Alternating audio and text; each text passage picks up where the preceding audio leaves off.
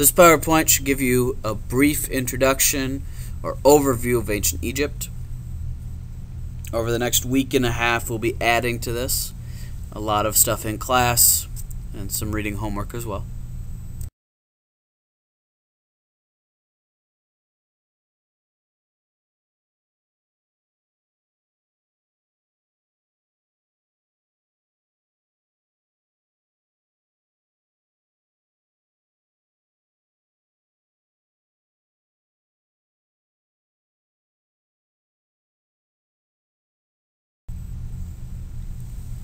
If you're talking about ancient Egypt, it can be split into three periods. There's the Old Kingdom. Alright, so the Old Kingdom. At this point in time, pharaohs organized a really powerful ancient Egypt. The pharaohs were absolute rulers. That means they were completely in charge. Their word was law. And at this time, pharaohs were considered gods. It's during the Old Kingdom that Egypt builds the most magnificent of their pyramids, the Pyramid of Giza. It's a huge pyramid. It's like 10 football fields long. I mean, that's just giant. The Old Kingdom will come to an end because of power struggles, because of crop failures. When people are hungry, they're not going to want to build pyramids and build all these other things that the pharaohs wanted. So they'll start to rebel. They'll start to fight back or say no. But then when you have multiple people claiming to be the pharaoh, that causes problems as well. So we got like a little bit of a civil war kind of going on. Things are very crazy. And there's a little bit of time in between the Old Kingdom and the Middle Kingdom. And that time is that kind of crazy civil war kind of time. And then some powerful new pharaohs will step up. They will put down the rebellions. They will put down the people saying, I should be pharaoh, and they'll take control. It'll stabilize Egypt. One of the first things they do is make sure that there's enough food so that there aren't crop failures again in the future. To do that, they harness the Nile. They basically domesticate the Nile River. This is going to create a lot of good, safe, stable farmland. The amount of food is going to greatly increase. And you guys, of course, know what happens when a culture has a lot of free time and a lot of food. With this bigger population, they decide, you know what? Why are we always buying gold from the Kush? Why not just go take it? So they conquer the Kush. But that will lead to a middle class in Egypt. You got the upper class, the priests and the pharaoh. You got all the peasants at the bottom and the slaves. And now in the middle are those skilled people from the Kush, the merchants and the craftsmen. But the Middle Kingdom is going to come to an end when a foreign group comes in and conquers Egypt. This will be the first group to conquer Egypt from outside of Africa. It'll be the Hyksos. When they come in, though, they do bring new technology. They bring chariots, horses, Iron Age, all this stuff to Egypt that they didn't have. But for the next few years, there are some very, according to sources, very, very mean rulers in the Hyksos. And these people will come out of, say, like the Mesopotamia area. Then some new pharaohs, some like generals, some war leaders, some powerful, smart people rise up, like King Ramses II, Pharaoh Ramses II. They're going to conquer the Hyksos, kick them out, and then they're going to keep going and conquer large parts of Mesopotamia. Hopefully you guys remember about Mesopotamia. We studied them at the beginning of the year.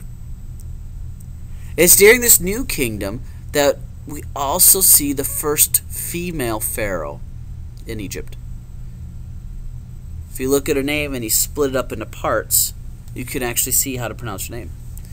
So her name is Hatshepsut, basically. There were rumors that there may have been an earlier female pharaoh who was in disguise as a man, but we're not entirely sure if that really was a female ruler, or maybe people were just calling the pharaoh kind of woman-like, making fun of him. We're not sure. And it could have also just been rumors or any number of things. So Hatshepsut is our first female pharaoh. You're also going to see this great king, this great pharaoh, Tutankhamun. Tutankhamun's not easy to say. Most people call him King Tut. He becomes pharaoh at 9 years old. And he stays pharaoh for 9 years till he dies. When he dies, he is buried with so much gold, so much pottery, so many chariots, clothing, just amazing stuff. It was one of the richest burials ever, and one of the few not ever broken into and stolen from. We'll be learning more about King Tut later. And the new kingdom is going to come to a decline because the priests have been gaining power. And they start kind of challenging the pharaohs. We got the pharaohs and the priests kind of fighting each other a little bit. Not physically fighting, but still kind of fighting each other. And they're so focused on each other that they kind of lose control of their kingdom. The Mesopotamians take back what used to be part of Mesopotamia, and the Kush decide now is a good time to conquer Egypt. And that's what they do.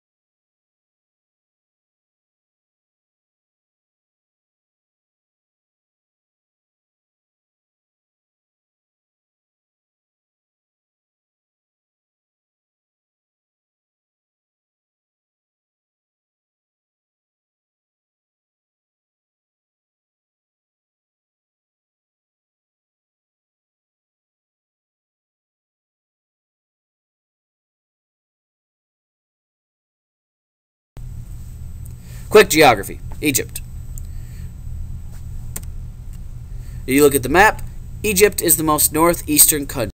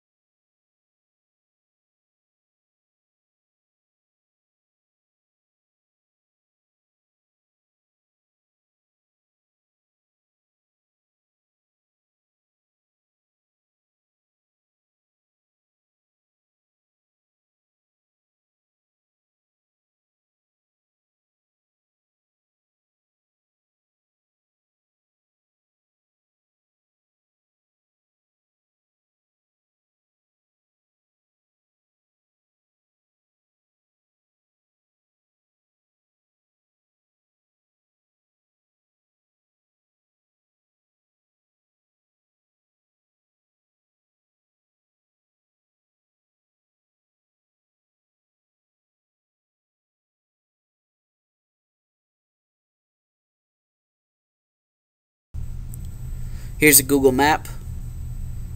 You can see the Nile, you got lots of green around it, especially the Nile Delta. Lots of desert everywhere else. So here's a map of the Nile.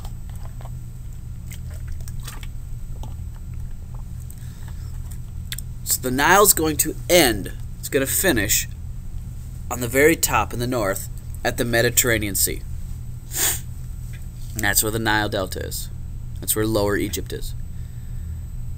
But if you go down south, if you look, the Nile's going to split. So when the Nile first starts off, it starts off as the White Nile in these Great Lakes areas. And then as it moves north, it's going to connect with another Nile, the Blue Nile.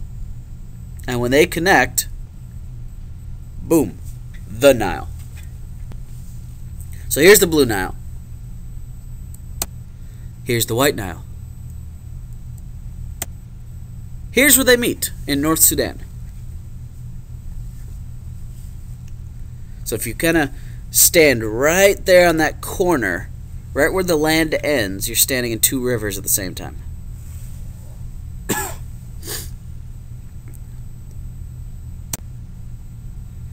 I told you that the water flooded every year. Left good dirt. So here's an actual flood plain. This is a farm in Egypt today. You can see it's nice and flat, good farmland, lots of green.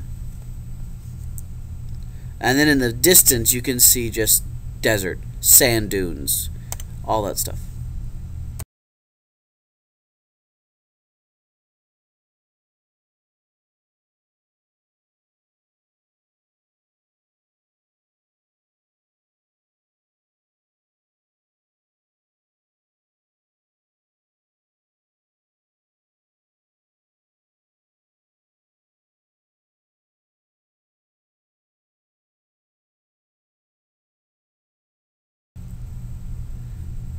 Now Delta, already said this already,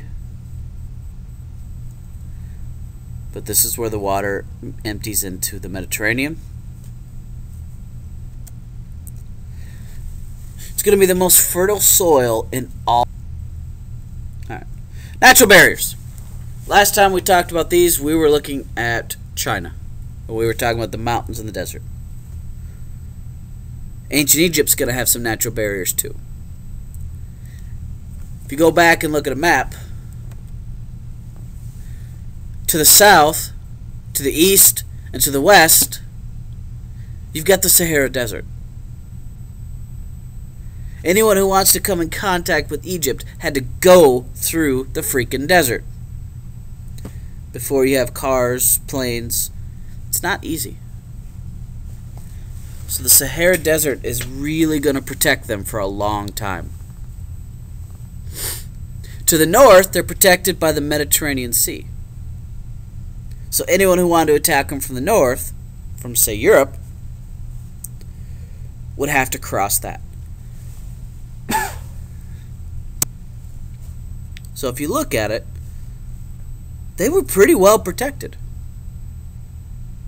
Who's going to march an army through this? Not going to be easy. So Egypt grew up pretty isolated. And that's part of the reason why Egypt is so different in many, many ways from the rest of Africa. Alright, their religion. Here's a picture of one of their gods, the sun god.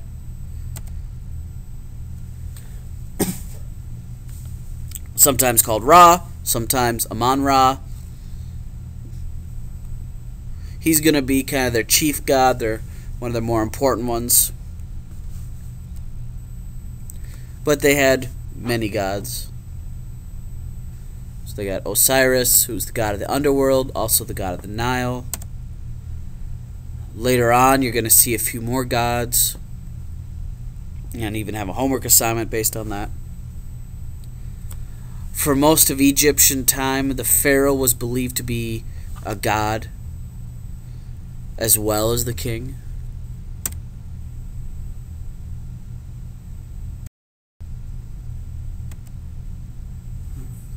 Real quick about their religion, they believed in an eternal life after death. In fact, they believed there was a whole nother world exactly like this one. To get there, though, you had to say certain prayers. So rich people who knew how to read and write, when they died, they were buried with something called the Book of the Dead. These were those prayers you had to say to get into the world of the dead.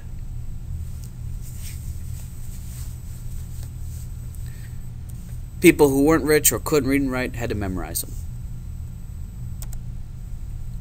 They practiced mummification. I think you guys all know this. Turning people into mummies to keep their body good for the next life.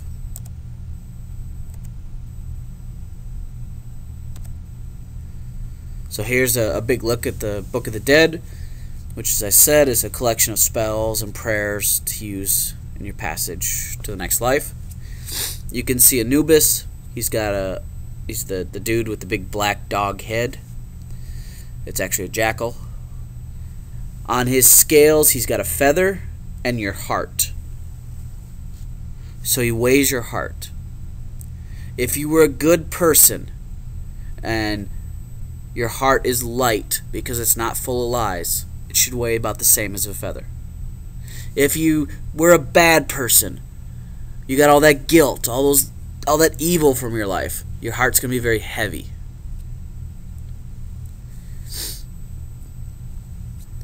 And then you see all sorts of other polytheist gods and creatures here.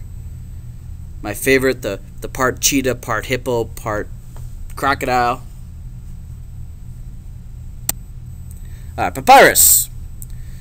You take the plants, you cut them up, you smash them with a hammer, smooth them out with a rock, and boom, you got paper. This is the world's first real paper. This is going to make Egypt a lot of money, a lot of trade, and it's going to help them do a lot of things. You can see some writing here on the right that was written on papyrus.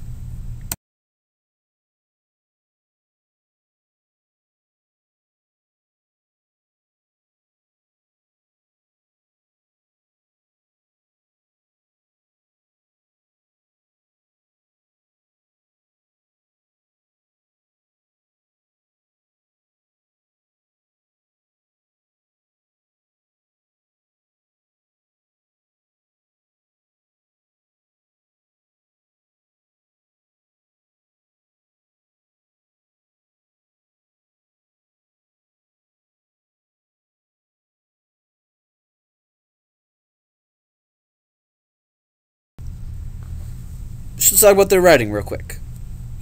Their writing style is called hieroglyphics.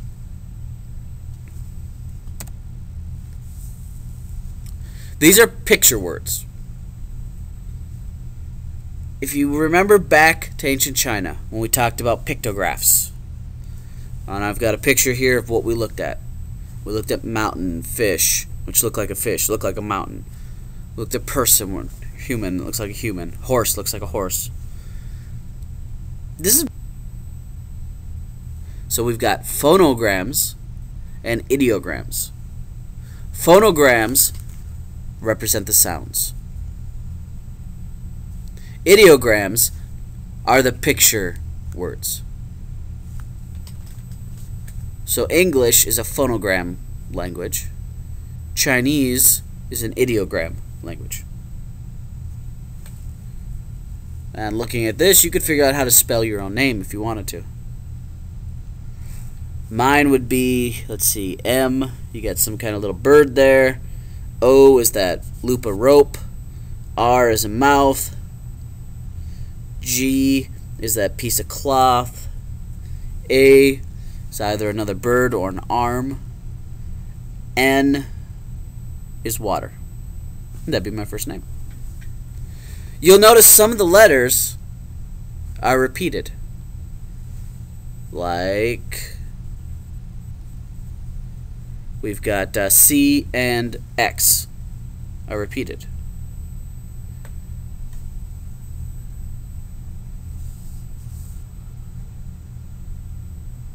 and a few others. There's a reason why. If you think about the sound some of these letters make, this phono is sound. And sometimes these sounds can go one way or the other.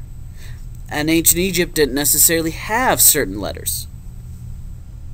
So we gotta kind of piece together some things. If you want to know more, just ask. Alright, class system. Just about done, guys. Obviously, top of the pyramid, you get the pharaoh.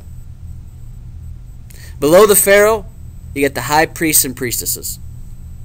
They're going to serve the gods and goddesses. Below them will be the nobles, the rich landowners. And the nobles will actually be the leaders of the army, too. These will be the high-ranking people, the officers in the army. Below them, you've got the merchants, scribes, and the people with the craft skills. A scribe is someone who gets paid to write. When 1% of the population can read and write and 99% can't, if you're someone who can read and write, you can be hired. You can say, hey, my job is I write. You need something written down? Call me. I'll write your will for you. I'll write out this or that. So these people actually made quite a bit of money. I mean, they weren't super rich, but good enough that they were a skilled person. Below that, we got the unskilled people, the farmers and the servants. And below them, the slaves.